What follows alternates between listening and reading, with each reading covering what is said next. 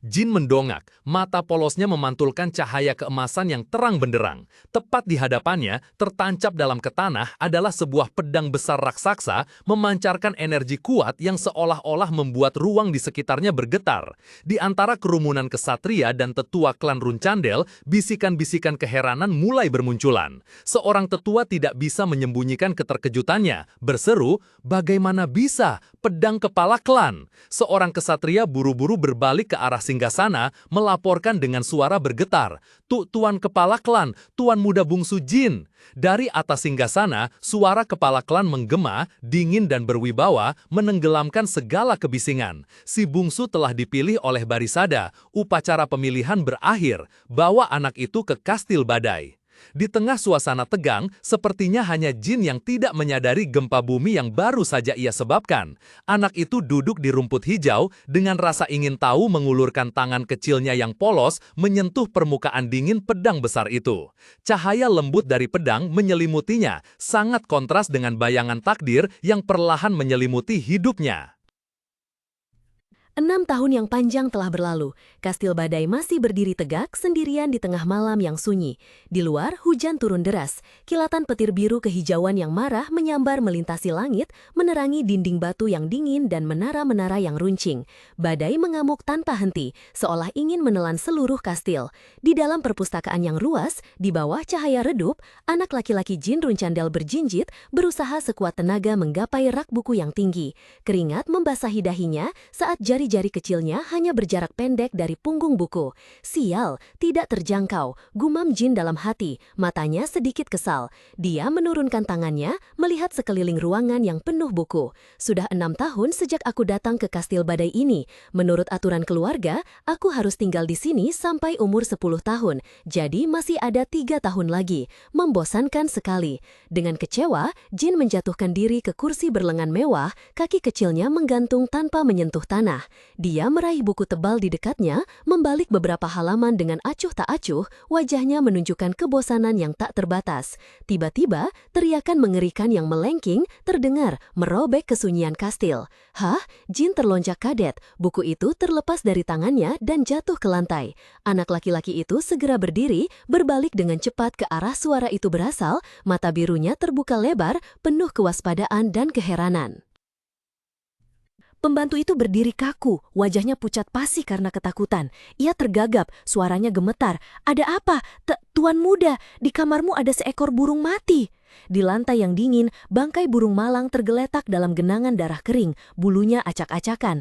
Berbanding terbalik dengan kepanikan sang pembantu, Jin hanya diam menatap pemandangan itu. Wajahnya tersembunyi dalam bayangan, dingin dan tenang yang menakutkan.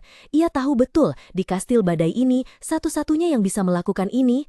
Astaga, sebuah suara terdengar dari pintu, membawa nada mengejek. Kasian sekali burung itu. Dua siluet melangkah masuk ke dalam kamar. Jin membisikkan nama mereka dalam hati. "Kakak-kakak." Daytona, kakak ke-11 dengan rambut hitam berdiri tegak, mendecakkan lidah dengan pura-pura. "Cih, sial sekali, malah ketahuan pembantu duluan." "Betul, kami menaruhnya di sana untuk melihat. Bagaimana hadiah dari kami?" Berdiri di sampingnya, Haitona, kakak ke-12 dengan rambut putih keperakan, juga menyeringai mengejek. "Apa kau terharu sampai menangis?" Menanggapi provokasi itu, Jin hanya diam, matanya memancarkan tatapan yang dalam dan sulit ditebak. Ingatan tentang masa depan tiba-tiba memenuhi benak Jin, sebuah gambaran berlumuran darah di mana kedua kakak kembarnya, Dayonta dan Hayonta, menjadi pembunuh yang terkenal kejam. Namun saat ini, mereka hanyalah anak-anak yang baru berumur 9 tahun. Jin mengepalkan tangan yang memegang bangkai burung kecil, amarah dan jijik meluap di hatinya. Bagaimana mereka bisa begitu tega membunuh makhluk tak bersalah, hanya untuk menyiksaku? Langkah kaki teratur terdengar dari belakang. Hayonta dan Dayonta mendekat, suara Hayonta penuh ejekan. "Hei, apakah kau mendengar apa yang kami katakan? Jangan benar-benar menangis, itu sangat merepotkan. Seseorang yang ditakdirkan menjadi kepala keluarga masa depan, tapi sama sekali tidak menganggap kami." Dayonta berdiri di sampingnya, menyeringai, "Di mana kau letakkan Barisadamu?" Menghadapi provokasi itu, Jin hanya terdiam, punggungnya masih menghadap mereka, tanpa sepatah kata pun balasan. Keheningan Jin tampaknya memprovokasi Hayonta. dia melangkah maju, mendekat ke telinga Jin dengan senyum sinis di bibirnya. Kenapa? Katakan lagi, kau terlalu diam sampai-sampai aku tidak bisa mendengar apa-apa. Tanpa menunggu Jin sempat bereaksi, sebuah pukulan keras mendarat tepat di bahunya. Sebuah bunyi tak kering terdengar saat tangan Jin mencengkeram erat pergelangan tangan saudaranya yang sombong. Haitona terkesiap, mata merahnya membelalak kaget, tak percaya dengan tindakan tak terduga adik laki-laki yang selalu ia pandang rendah. Aura hitam pekat dan dingin mulai memancar dari tubuh Jin, bercampur dengan cahaya biru mistis yang terpancar dari matanya. Ia mendongak, suaranya berat dan tajam, menembus keheranan Haitona. Sudah kubilang, diam. Tiba-tiba, sebuah pukulan telak menghantam wajah Haitona membuatnya sedikit berteriak kesakitan. Ia terhuyung, amarah dan rasa malu membara hebat saat ia mencoba bangkit, menggeram, beraninya kau. Namun, sebelum kata-katanya usai, Jin sudah menerjang. Pukulan kedua lebih cepat dan lebih kuat dilancarkan. Tinju Jin memancarkan aura biru menyilaukan, menghantam langsung wajah Haitona dengan kekuatan yang mengerikan. Sementara kakaknya terlempar ke belakang, Jin berdiri tegak, tinjunya masih terkepal erat, aliran energi gelap dan cahaya biru masih menyelimuti. Ia sedikit mengertakkan gigi, suaranya yang penuh pengekangan akhirnya terlepas. Aku sudah bersabar sampai sekarang. Tidak tahan lagi. Sebuah pukulan telak yang membawa aliran energi biru kuat menghantam dada si pembuat masalah. Remaja itu terbatuk kesakitan, lalu jatuh terjerempap ke belakang. Jin berdiri tegak, tangannya masih diliputi energi kegelapan. Dengan wajah dingin dan tegas, ia berbicara, suaranya tanpa emosi. Mulai sekarang, lebih baik kalian menjauh dari pandanganku sejauh mungkin. Tepat saat itu, pintu terbuka lebar. Han, si pengawal, menyerbu masuk ke dalam ruangan. Wajahnya sangat panik saat melihat pemandangan di depannya. Dua tuan muda tergeletak tak bergerak di lantai, sementara Jin berdiri di sana dengan ketenangan yang menakutkan. Apa yang sedang terjadi, tuan muda? Jin dengan santai menurunkan tangannya, aliran energi kegelapan menghilang. Han membantu Jin berdiri. Wajahnya masih syok dan tak percaya. Tuan muda Jin, apa-apaan ini?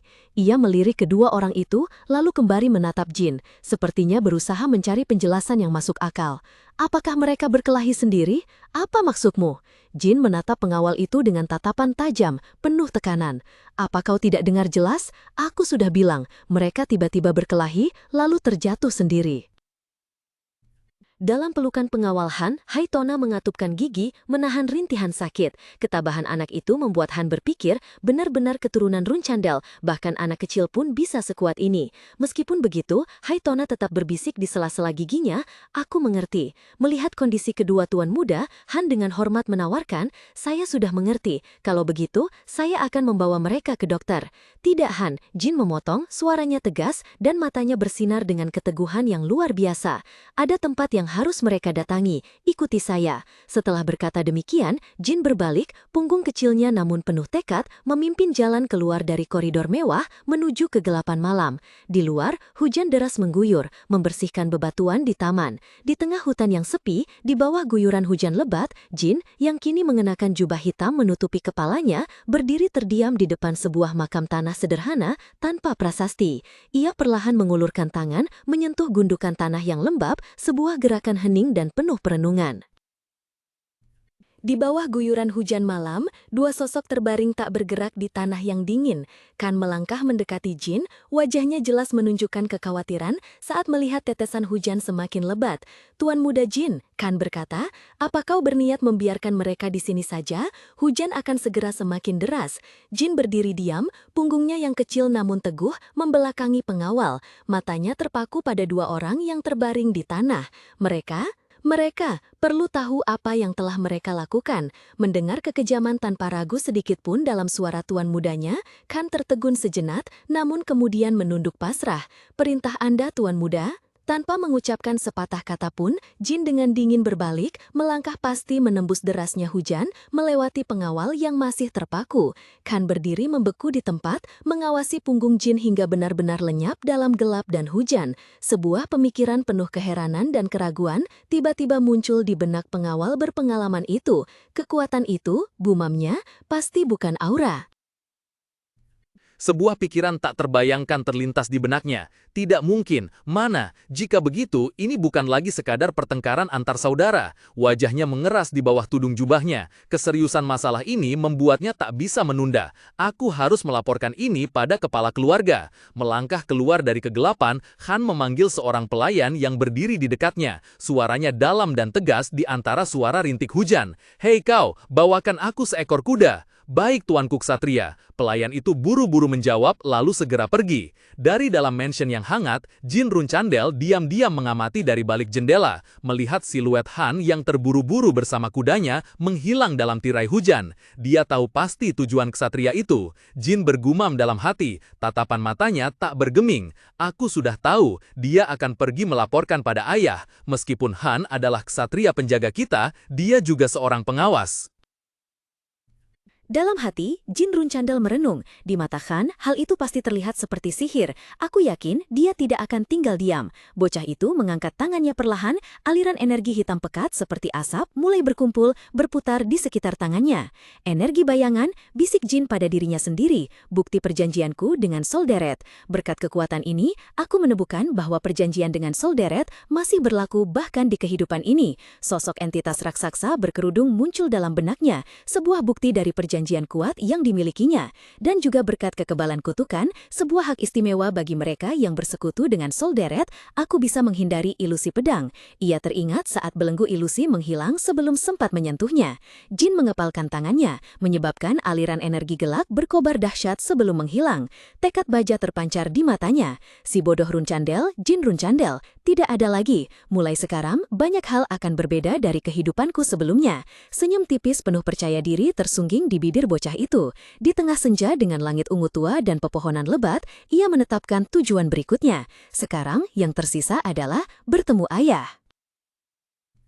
Di tengah hutan yang gelap gulita, sesosok bayangan berjubah berbisik setelah melapor. Begitulah keadaannya, lalu diam-diam pergi, menghilang ke dalam kabut. Si bungsu telah mengalahkan si kembar Tona, gumamnya, matanya memancarkan tekad, suaranya merendah, penuh wibawa. "Han, kumpulkan para pembawa panji, aku harus menemui si bungsu." Han, dengan wajah penuh bekas luka yang menunjukkan kesetiaan dan ketegasan, diam-diam menerima perintah. Di bawah cahaya bulan perak yang menembus dedaunan, seorang wanita dengan rambut platinum panjang tergerai, melirik pria di sampingnya, lalu diam-diam berbalik pergi. Suara sepatu besinya berderak di tanah yang lembab, memecah kesunyian malam yang larut.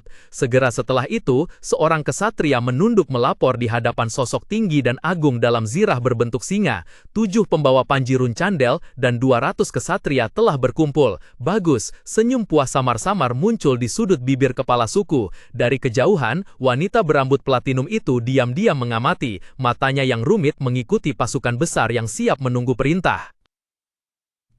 Udara di sekitar agak dingin, namun tampaknya tidak dapat mengubah ekspresi serius di wajahnya. Di dekatnya, para saudara Jin memiliki ekspresi berbeda. Ada yang memicingkan mata lelah, ada pula yang tersenyum licik penuh arti tersembunyi, menciptakan suasana yang bercampur antara ketidakpedulian dan ketegangan yang tersembunyi. Dari dalam gerbang, sebuah suara berat dan berwibawa menggema kemana-mana, memecah keheningan. "Mari menuju Kastil Badai." Seluruh anggota keluarga Runcandel dan tim pengawal segera mengambil posisi, berdiri dalam barisan rapi, melangkah teguh mengikuti pemberi perintah.